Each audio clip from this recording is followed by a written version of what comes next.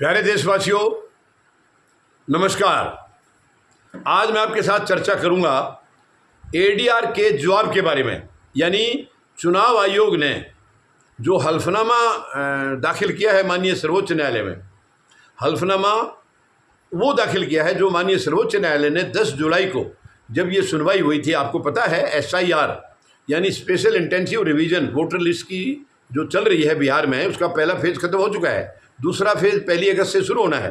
और 10 जुलाई को जो सुनवाई हुई थी, उस दिन अगली सुनवाई की तारीख 28 जुलाई रखी गई थी, यानी कल की तारीख है, सोमवार की। तो उसमें माननीय सर्वोच्च न्यायालय ने कहा था जो 11 डॉक्यूमेंट चुनाव आयोग मांग रहा है उसमें 3 डॉक्यूमेंट और मांगे जाएं, क्योंकि वो 11 तो उनके पास भी, खुद जजों के पास भी नहीं है, ऐसा उन्होंने कहा था माननीय न्यायाधीश ने। तो उन्होंने कहा था कि 3 दस्तावेज और, जो कि राशन कार्ड, आधार कार्ड और वोटर कार्ड, उनको भी शामिल किया जाए। इनके तीनों के खिलाफ हल्फनामा चुनाव आयोग दाखिल कर चुका है, मैं आपको पहले बता चुका हूँ। और उसमें वो साफ साफ मना कर चुका है कि हम इन तीनों को इसमें शामिल नहीं कर सकते हैं। 11 जो दस्तावेज मांगे हैं उनमें इनको शामिल नहीं कर सकते, क्योंकि इनको उन्होंने भरोसे लायक नहीं बताया है।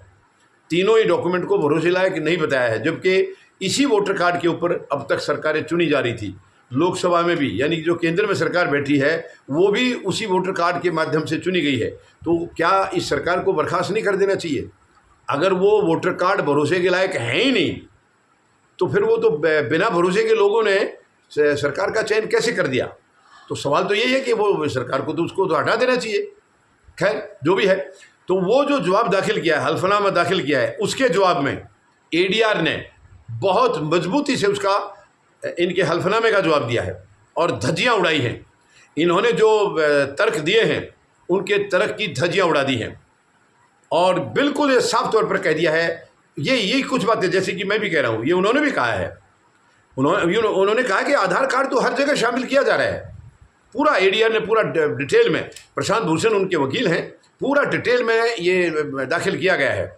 और राशन कार्ड, आधार कार्ड, वोटर कार्ड, ये सब की अलग अलग व्याख्या करके माननीय सर्वोच्च न्यायालय को बताया गया है जवाब में कि ये जो भी तर्क दे रहा है चुनाव आयोग बिल्कुल गलत है, बेबुनियाद हैं, फालतू के तर्क हैं।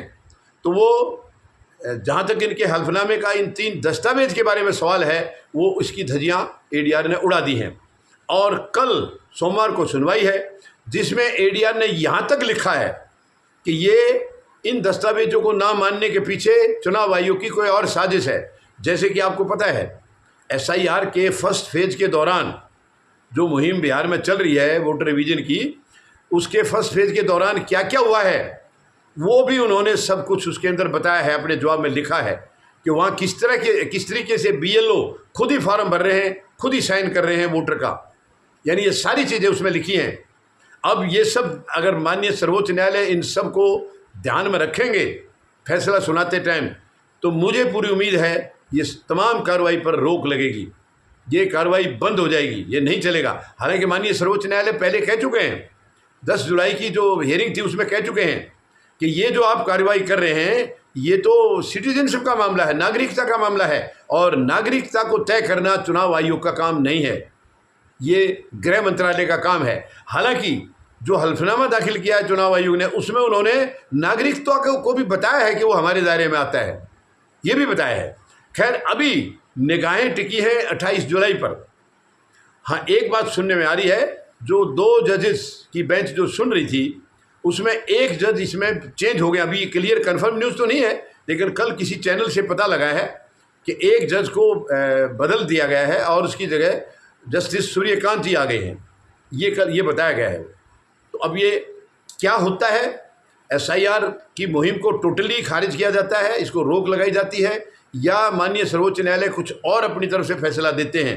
क्योंकि इसको देश भर में ले जाने का भी चुनाव आयोग ने कह दिया है कि बिहार के बाद हम इसको पूरे देश में लागू करेंगे। तो अगर बिहार में इतना गलत काम हो रहा है और पूरे देश में ऐसा हो गया, तो इसका तो सीधा सीधा इशारा ये है कि बीजेपी की जो सरकार है आज केंद्र में, बीजेपी के नेतृत्व में, वो आजीवन हो जाएगी, उसको कोई हिला ही नहीं पाएगा। क्योंकि जो वोटर रहेंगे वो केवल वही रहेंगे जो इनकी पसंद के हैं, जो इनको वोट करते हैं। SIR एक, देखो, अब बिहार के अंदर मैं किसी के ऊपर आरोप नहीं लगा रहा हूँ, दोष नहीं लगा रहा हूँ, जो कुछ बिहार में देखने को मिला है वो पूरा उससे यही जाहिर हो रहा है कि पूरे देश में अगर इसको लागू करेंगे तो पूरे देश में मतदाता वही बचेंगे जो बीजेपी को वोट करने वाले हैं, बाकी तमाम मतदाता उनके जो है ना नाम काट दिए जाएंगे।